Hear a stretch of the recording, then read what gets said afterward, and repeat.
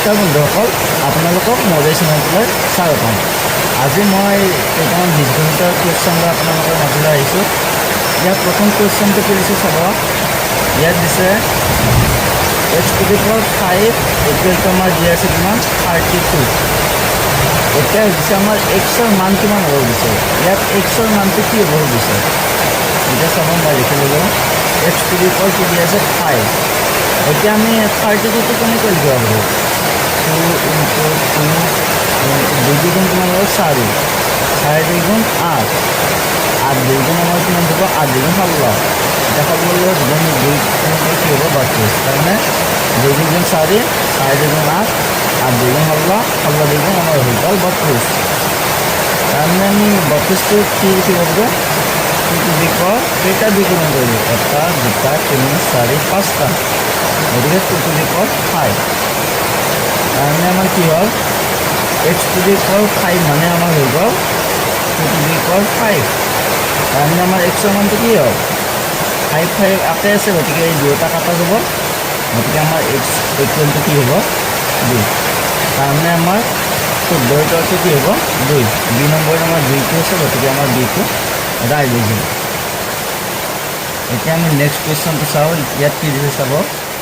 এইটো আগৰটোৰ নিচিনায়ে, কিন্তু ইয়াত সমীকৰণটো অলপ বেলেগ কৰি দি দিছে। 2 × x² - 6 whole to the power 5 equal to আমাৰ কিমান দি আছে 32। তেনেহ'লে এক্সৰ মান কিমান হ'ব দিছে। এতিয়া মই সমীকৰণটো লিখি লৈছোঁ আৰু এইটো নিচিনাকৈ 2x² - 6 whole to the power কিমান দি আছে 5 ইকুৱেল টু 32। এতিয়া মই লিখি ল'লোঁ, এইফালতো যেনেকৈ আছে সেনেকৈ লিখি ল'লোঁ 2x² - 6 whole to the power 5।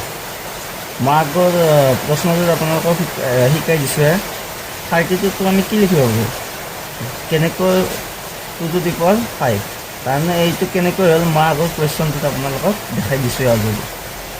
এতিয়া আমাৰ ইয়াতো 5 আছে, ইয়াতো 5 আছে, আমি কাটি দিব পাৰোঁ।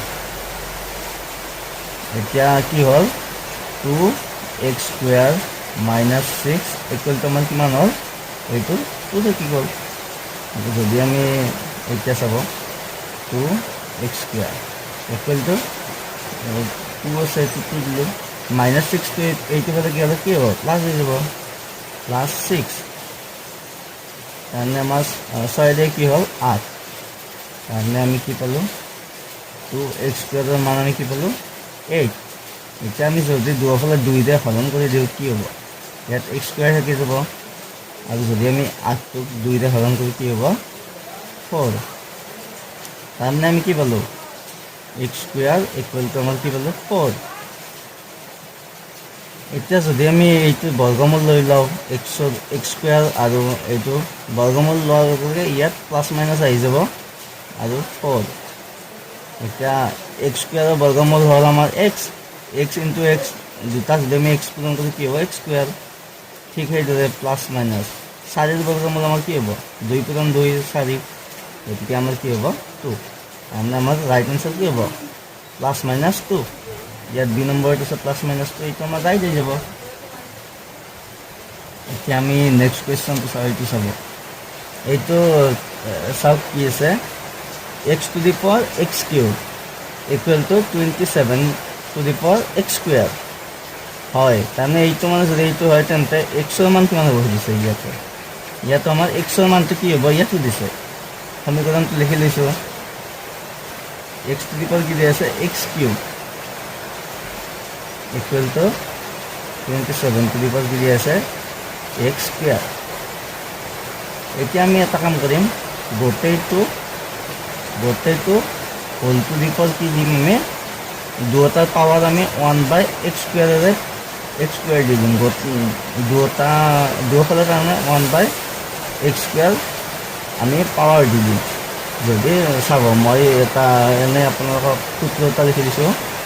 যদি m to the power a whole to the power b থাকে, তাৰমানে কি হ'ব আমাৰ এনেকৈ যদি থাকে আমি কি লিখিব পাৰোঁ m to the power a × b।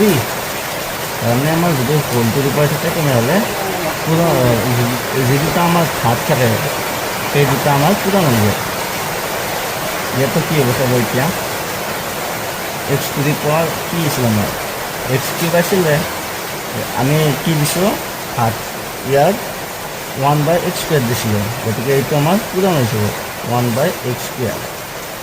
এইবাৰ ইয়াত কি আছিলে 27 আছিলে আৰু এক্স স্কুৱেৰ আছিলে ইয়াৰ পাৱাৰটো, আৰু আমি হোল টু দি পাৱাৰ কি দিছিলোঁ 1/x স্কুৱেৰ, এইটো পূৰণ হৈ যাব 1/x স্কুৱেৰ। এতিয়া ইয়াতো এক্স স্কুৱেৰ আছে, ইয়াতো এক্স স্কুৱেৰ আছে, আমাৰ কাটা গ'ল। কিন্তু ইয়াত কি আছে এক্স কিউব আছে আৰু ইয়াত আছে আমাৰ এক্স স্কুৱেৰ। এক্স কিউব মানে হ'ল আমাৰ এক্স তিনিটা পূৰণ হৈ আছে, ইয়াত দুটা পূৰণ হৈ আছে, আমি তিনিটাৰ পৰা দুটা কাটি দিওঁ, ইয়াতো দুটা কাটা গ'ল, ইয়াতো দুটা কাটা গ'ল, কিমানটা থাকিব, এটা থাকিব। তাৰমানে আমাৰ কি থাকিল ইয়াত x to the power x থাকিল, x to the power x equal to ইয়াততো গোটেইটো কাটাই গ'ল, গতিকে 1 থাকিল। 27 টু দি পাৱাৰ 1 মানে কি আমাৰ 27। এতিয়া চাব এইটো থাকিল x to the power x. আমি 27টো কি লিখিব পাৰোঁ, তিনিটা পূৰণ কৰিলে আমাৰ 27 হয় না নাই, 27 মানে আমি কি লিখিব পাৰোঁ 3 × 3 × 3, তাৰমানে আমাৰ কি হ'ব 3 কিউব আহি গ'ল, তিনি পূৰণ হৈ আছে, তাৰমানে আমাৰ কি হ'ব এইটো 3 কিউব, 27 মানে আমি 3 কিউব লিখিব পাৰোঁ। গতিকে ইয়াতো আমাৰ এক্সৰ মান কি হ'ল 3, ইয়াতো এক্স মানে 3, গতিকে দিয়াৰ ফল এক্স ইকুৱেলটো আমাৰ কি হ'ব 3। এতিয়া আমাৰ 3টো ক'ত আছে, বি নম্বৰত আছে, গতিকে আমাৰ এইটো ৰাইট হৈ যাব। এতিয়া আমি নেক্সট কুৱেশ্যনটো চাওঁ কি আছে, এইটো চাব। এতিয়া আমাৰ কি দি আছে 4 প্লাছ √(x) ডিভাইডেড বাই √2 ইকুৱেলটো আমাক কি দি আছে √18। তেনেহ'লে এক্সৰ মান সুধিছে, এইটোতো মই সমীকৰণটো লিখি লৈছোঁ 4 প্লাছ √(x) ডিভাইডেড বাই √2 ইকুৱেলটো √18। এইটো দিয়া আছে, গতিকে চাব আমি এইটো কি লিখিব পাৰোঁ, আমি এইটো ইয়াত হৰণ হৈ আছে না, এইফালে যদি যায় এইটো কি হ'ব ইয়াত পূৰণ হৈ যাব, আমি এইটো এইফালে লৈ যাম। এতিয়া আমি ওপৰত কি আছিল 4 প্লাছ √(x) আছে, আৰু আমি 18টো কি লিখিব পাৰোঁ, 18টো লিখিব পাৰোঁ 2 × 9 লিখিব পাৰোঁ না নাই, 9 × 18 হয়নে নাই, গতিকে আমি এইটো 18টো আমি ভাঙি লৈছোঁ। কিন্তু এই √2টো আছিল নহয়, ইয়াত √2টো ইয়াত আহি যাব, গতিকে আমাৰ কি হ'ব √2 এইটো ইয়াত পূৰণ হৈ থাকিব। আমাৰ এইটো ফালে যিখিনি আছে আমি সেইখিনি নিলিখোৱে, আমি এইখিনিকে সৰল কৰি লওঁ। এতিয়া চাব এইটো আমি ভাঙি দিব পাৰোঁ √2 × আৰু ইয়াত √9 হয়নে নাই, কিন্তু ইয়াত √2টো আছে নহয় √2। এতিয়া আমি যদি √2 × √2 কি হ'ব, দুটা √2 আছে, গতিকে আমাৰ এইটো √2 উঠি যাব, গতিকে 2 আৰু √9 মানে আমি কি লিখিব পাৰোঁ, √9 মানে আমি লিখিব পাৰোঁ 3 হয়নে। এতিয়া আমি কি পালোঁ, ইয়াততো আমি এইখিনি এনেকৈ ৰাখিছোঁ 4 প্লাছ √(x) ইকুৱেলটো আমি কি লিখিব পাৰোঁ 3 × 2 = 6। এতিয়া চাব ইয়াত কি হ'ল, ইয়াত আমাৰ এইটো আমাৰ থাকি গ'ল √(x), আৰু যদি এইটো কি আছে আমাৰ 6, এইটো 4টো প্লাছ হৈ আছে নে নাই, এইটো যদি আমাৰ এইফালে গুচি যায় কি হ'ব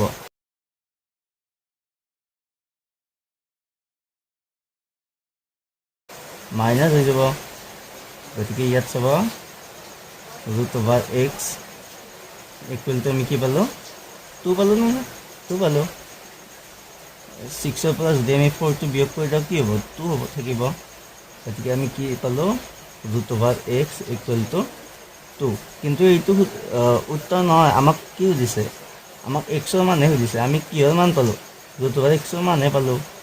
এতিয়া আমি যদি গোটেইটো হোল স্কুৱেৰ কৰি দিওঁ √(x)² এইফালে যদি স্কুৱেৰ কৰোঁ সেইফালেও স্কুৱেৰ কৰিব লাগিব, দুয়োফালে একে কৰিব লাগিব, আমি যি কৰোঁ সমীকৰণৰ দুয়োফালটো একে কৰিব লাগিব। এতিয়া যদি আমি √(x)² মানে কি হ'ব, দুটা √(x) পূৰণ কৰিলে আমাক x থাকি যাব, আৰু ইয়াত 2² মানে আমি জানো 4, গতিকে আমাৰ ইয়াৰ শুদ্ধ উত্তৰ কি হ'ব 4। বি নম্বৰত আছে, এইটো আমাৰ ৰাইট হৈ যাব।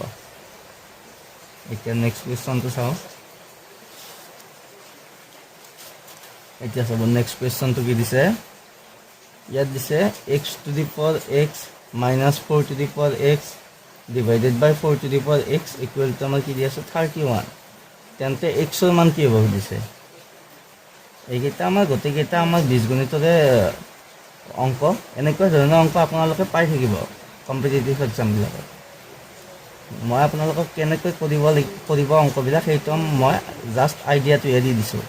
ইয়াত 8 আছে, হয়তো 16ও থাকিব পাৰে, কিন্তু আপোনালোকে অংকবিলাক কেনেকৈ কৰিব লাগে মই দেখাই দি আছোঁ। এতিয়া মই লিখি লৈছোঁ 8 to the power x minus 4 to the power x divided by 4 to the power x equal to আমাৰ দি আছোঁ 31। আমি এইটো কি লিখিব পাৰোঁ, এইটো মানে হ'ল আমাৰ 4xৰে এইটোক একবাৰ হৰণ মাইনাছ 4xৰে এইটোক একবাৰ হৰণ। আমি কি লিখিব পাৰোঁ, আমি ভাঙি লৈছোঁ 8 to the power x divided by 4 to the power x minus 4 to the power x divided by 4 to the power x equal to আমাৰ কি দি আছে 31।